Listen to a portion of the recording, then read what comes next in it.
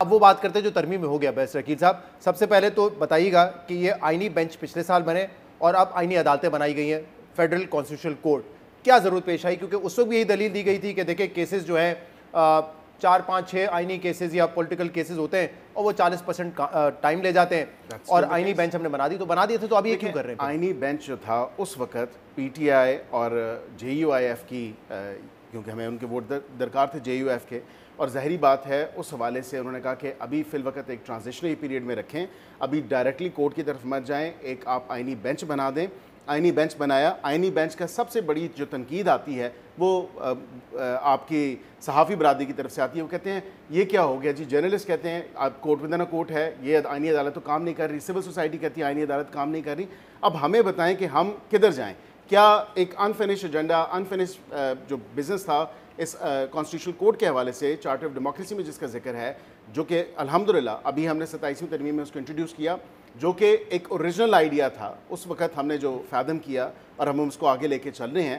آئینی کورٹ, آئینی عدالت ایک سیپریٹ کورٹ ہو. 2 سے 3%, میں ریزننگ پہ بھی آ رہا ہوں, 2 سے 3% یہ کانسٹیٹیوشنل کیسز ہوتے ہیں. ابھی آپ دیکھیں 66,000 کیسز جو ہیں اس میں سے میرے نہیں خیال کے تقریباً 10 سے 15,000 کیسز جو ہیں وہ آئینی معاملات سے بھی کم ہوں گے. یہ بھی بہت کم ہوں گے. 10-15,000 تو بہت زیادہ بتا رہے ہیں. دیگر جتنے بھی ہیں اب مجھے بتائیں, جتنی پچھلے ایک سال میں آپ دیکھتے بھی ہیں نا, پچھلے ایک سال میں کوئی 3 کیسز کا فیصلہ دیا آئینی بینچ. اور اس کی پرائم ریزن کیا ہے؟ اس کی پرائم ریزن یہ ہے کہ مارس یا جوپیٹر یا وینس سے تو ججز نہیں آنے, یہ آئینی بینچ کے جو ججز ہیں, عزت مآب ججز, یہ جا کے اپنی ڈاکٹ میں ریگولر جو کام ہوتا ہے آئینی کیسز کے علاوہ وہ یہ کرتے ہیں. ان کے اوپر یہ دوہری ذمہ داری نہیں ہوگی. بالکل. لیکن ایج کیوں بڑھائی ہے 68؟ آپ نئے ججز ہائی کورٹ سے ایلیویٹ کرتے اس آئینی عدالت میں اور وہاں پہ کرتے, ایج کیوں بڑھائی ہے؟ فیسیلیٹیٹ کرنا ہے کسی کو؟ Not at all. یہ ابھی بھی دیکھیں اس حوالے سے دنیا پوری میں ایک کانسیپٹ ہے. امریکہ میں تو ایج ہے ہی نہیں, برطانیہ یا دیگر ملک ہیں ادھر 70 ہے, کئی جگہ 75 ہے, ابھی 68. ہماری طرف سے ایک تجویز آئی ہے, اس تجویز کو کمیٹی کے ممبران اگر کہیں کہ اس کو جی ان لائن کریں سپریم کورٹ کے ساتھ 65 کر دیں, وہ بالکل ہو جائے گی. اگر وہ کہیں 70 کر دیں وہ بالکل ہو جائے گی. ہونا آپ لوگ بھی مان گئے اس پہ آئینی عدالت بنانے پر. ہمارا تو مینیفیسٹو کا ہے مین, یہ چارٹر آف ڈیموکریسی میں ہے, بہت ساری چیزیں ہیں چارٹر آف ڈیموکریسی میں جو ہم چاہتے ہیں, اور ہم نے حکومت سے یہ ڈیمانڈ بھی اب رکھنی ہے کہ چارٹر ڈیموکریسی پہ کمپلیٹلی عمل کیا جائے.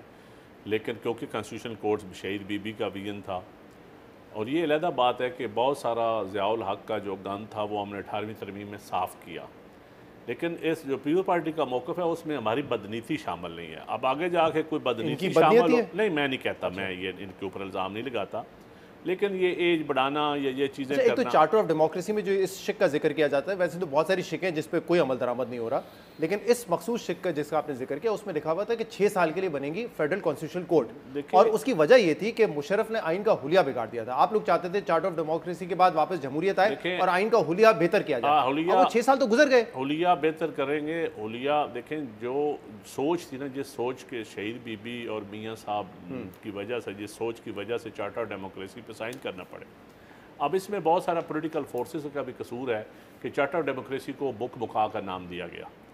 جو پولیٹیکل فورسز بک مکا کا نام دیتے تھے, آج اگر وہ بھی سگنیچری ہوتے تو آج بینیفٹ ہوتے, آج ملک کے حالات یہ نہ ہوتے.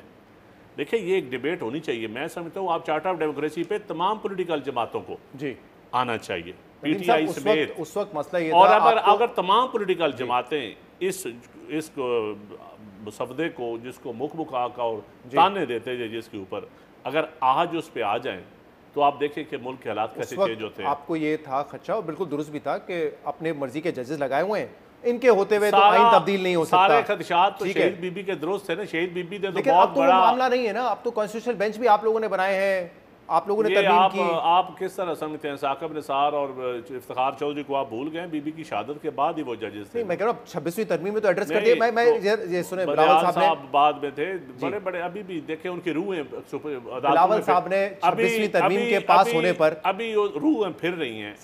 بلاول صاحب نے 26ویں ترمیم کے پاس ہونے پر اور آئینی بینچ بننے پر کیا کہا تھا سنیں, انہوں نے کہا تھا آئینی بینچ آئینی کورٹ ہی ہے, کوئی فرق نہیں ہے اس میں. سنیے ذرا. آئینی عدالت بنانا تھا. آئینی عدالت کو ہم نے کیا صرف ایک بلڈنگ میں رکھ کے پھر عدالت بنتا. 184 کا پاورز, 186 کا پاورز, اپنا کوئی ہیڈ, آئین میں اس کا ماننا, تمام اختیارات جو آئینی عدالت کو دینا تھا وہ تو مل گیا آئینی بینچ کو, رائٹ.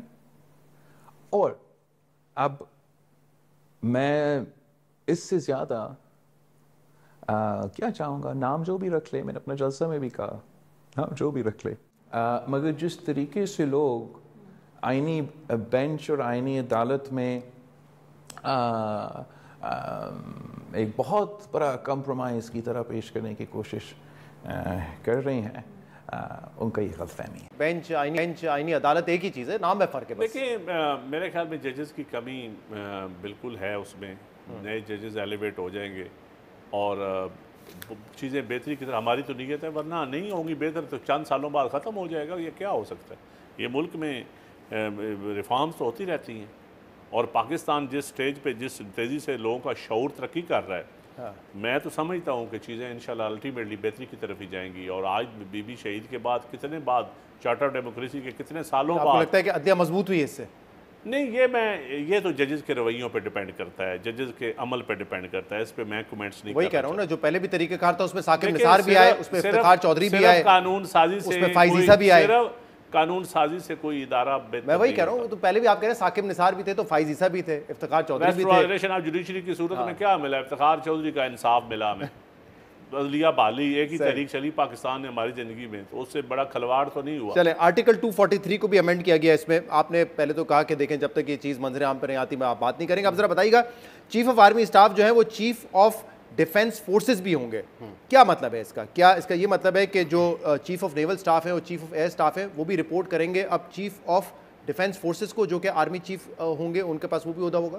دیکھیں، آپ کے ملک کے جو ڈائنامکس ہیں، بالخصوص جو بنیان مرصوص اور مارکہ حق کے بعد، you need especially before I go on to the need, میرے خیال سے اس تمام تر معاملے کے اوپر آپ کو یہ دیکھنا ہے کہ جو کنونشنل وارفیئر ہے آپ کا، وہ یکسر تبدیل ہو چکے ہیں، وہ اس کے ڈائنامکس جو ہیں وہ تبدیل ہو چکے ہیں۔ یہ ریئلائزیشن یا ریکننگ جو ہے، یہ ہمیں اس حالیہ جو پاک بھارت جنگ تھی اس کے بعد ہم نے ریئلائز کیا، یہ ریکننگ ہوئی۔